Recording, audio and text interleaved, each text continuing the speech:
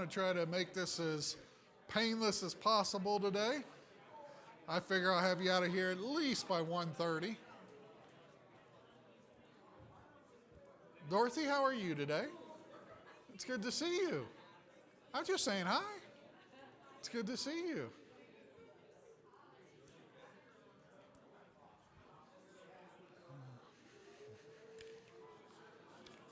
All right. Our children are dismissed. I think, hey, Jeff, the kids already been dismissed. They're all down there. Yeah, so they already went down.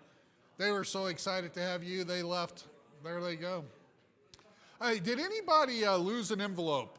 Dave, you found this last week in church. Anybody lose this? It's got $10,000 in it. See if anybody's listening now. Nobody here lost this envelope? Like, there's no name on it. I don't want to open it, but I think it's for somebody. It seems like a card and... Okay. It was here in church. Well, it shouldn't have been. Well, go ahead and open it. I didn't have the guts to do it. But I've had a card, birthday card. No, it's not mine. Well, it's open now, so let's just go ahead and see. Oh, it's shower time. This is for... Oh, this is from Glenn and Judy. This is for you, I guess. Well, I think it was for you. I don't know. It wasn't. I mean, I thought it might have been because I finally finished my shower at home, but I think that's for a baby shower. So, if you have your chapel update, I want to make sure you're aware of everything that's going on in the month of May. I don't know about you, but I have a calendar where I always write stuff down so I know.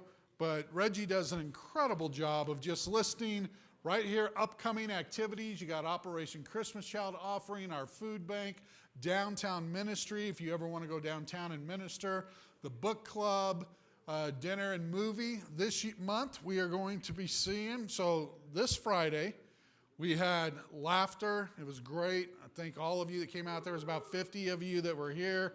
So that was fantastic. This time we're going to get you to cry a little bit. Now, this is an inspirational. How many of you have seen I Am Potential? It's based on a true story. I've seen the father and son. The son was born with no eyes and the ability to walk, but yet he's an incredible musician.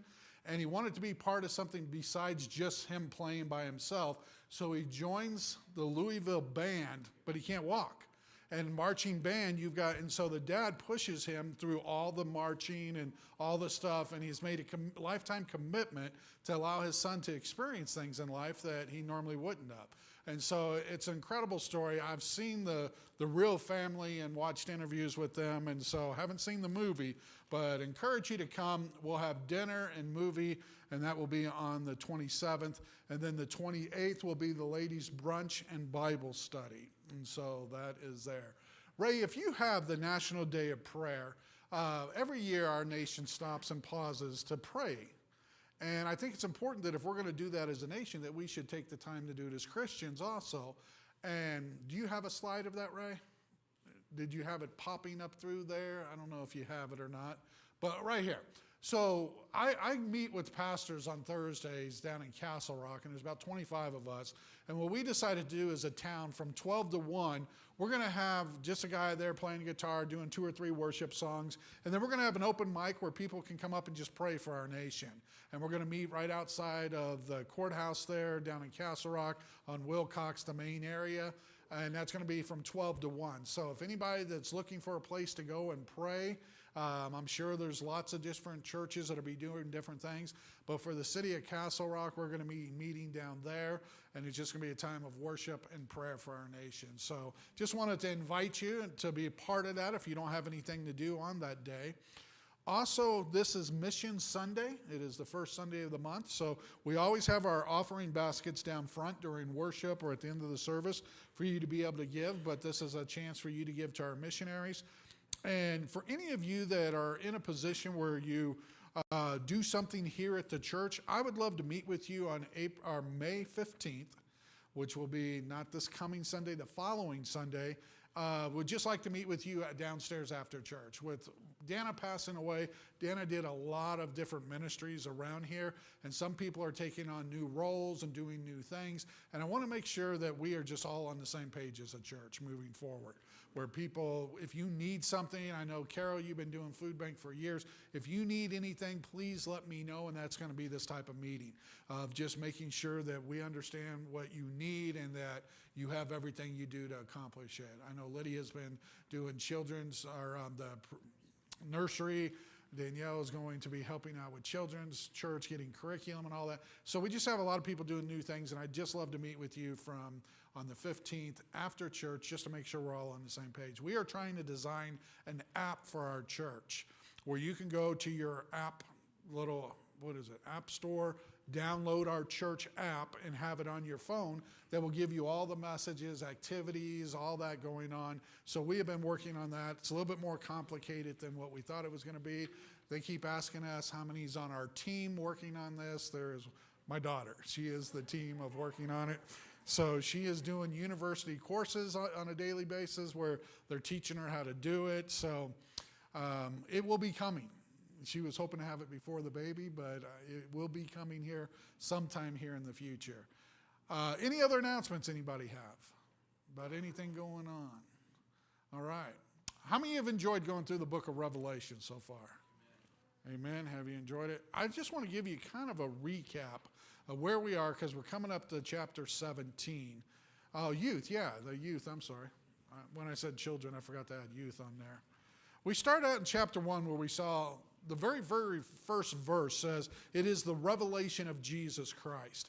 And the first chapter basically explains why we can put our faith and confidence in Jesus and the importance of him with the church. And then we get into the church age for chapter 2, 3, and 4, where we are dealing with the 7 churches.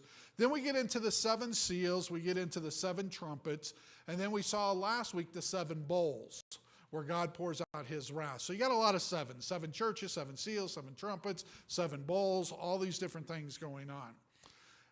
I want to give you some terminology so that you understand, and these are things you'll hear in church, and just so you have an understanding of how things are going to happen. You have a thing called the rapture, where the Christians are going to be taken out from the earth and go up into heaven.